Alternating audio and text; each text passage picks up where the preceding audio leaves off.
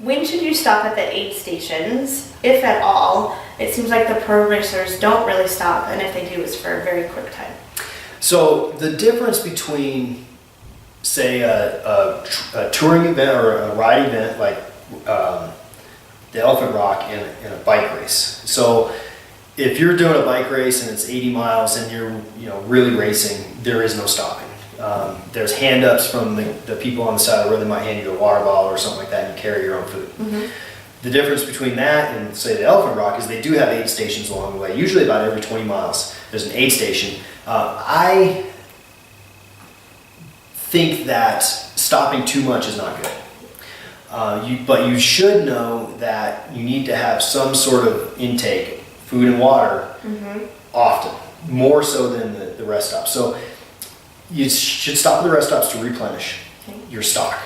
You should eat something about every 45 minutes or so. And make sure you're drinking water. I like to see people drink about a bottle of water per hour depending on the heat. So with 2 bottles of water, in theory, you should be able to get to about 30, 35 miles without stopping. That puts you a little bit short, doesn't it, if they're every 20 miles.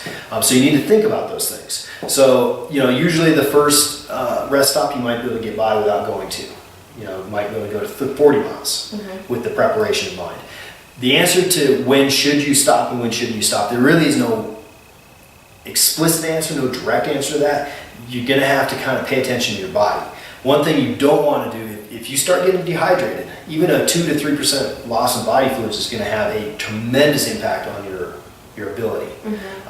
Somewhere in the 25 to 30% decline in your performance. And that lasts endurance, and it's hard to get that back if you miss. Yes. So hydration is critical, and so is fueling, because if you get what's called the bonk, which can happen 3 to 4 hours later, you may never get hungry through the entire ride, and all of a sudden you have no energy left. That's bonking.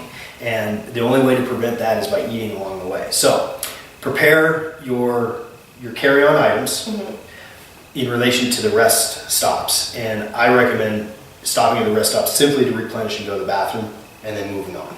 Okay. I'm nervous about going to the bathroom too. There's always a line. Yep. All right, so what happens if you get a flat and you're surrounded by other riders? So you have a flat while you're riding. You notice there's a flat and there's people all over you. Yes. That's a very good question, and it happens all the time. So in a race situation, the standard thing to do is, depending on if you have a front flat or a rear flat, this relates to your derailleurs. Your rear derailleur is controlled by your right hand. Your front derailleur is controlled by your left hand. So if you were in a peloton, which is a whole bunch of riders all at once, if you got a rear flat, you would raise your right hand, yell flat. People know it's your rear tire, and you start slowing down and let everybody come around. You try not to make any sudden moves. Same with the front, left hand. The situation that you're describing is unlikely to occur where there's so many people that you can't deal with it. But it's really, really important that you don't suddenly put on your brakes, because there could be somebody behind you.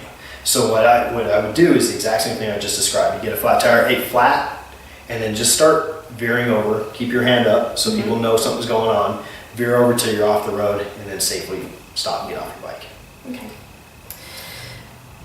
Well, my next question also involves being surrounded by other riders. What is the best way to shift when you're around other riders? You're talking about shifting your gears.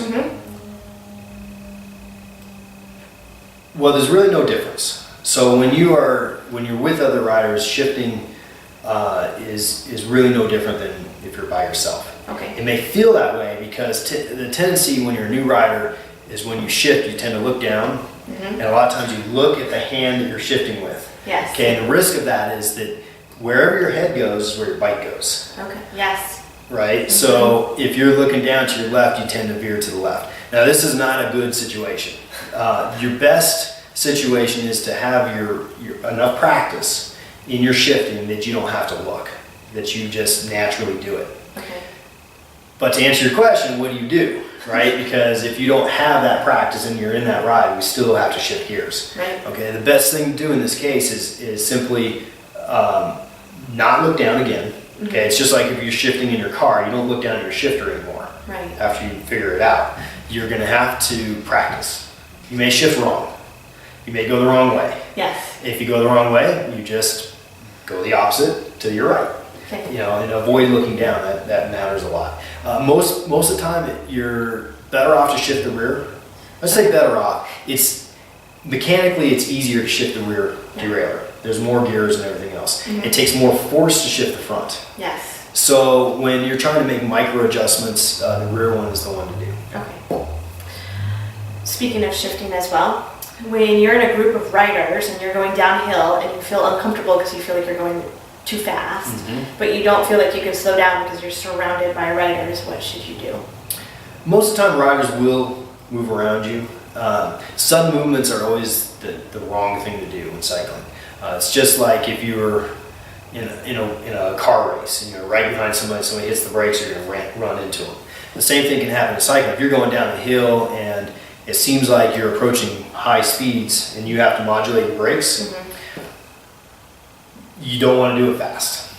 You know, and sometimes that is the only thing you do. But before you start hitting your brakes, one of the best things to do is just sit up tall and let that wind slow you down. A lot of times, just by doing that, sitting up, put your hands on the hoods or the top of the bars, a lot of times that'll slow you enough that you don't have to use your brakes. Okay. It gets you back in control, your comfort level will increase, and then if that still isn't enough, you know, go ahead and feather the brakes, you know, and get your speed back down.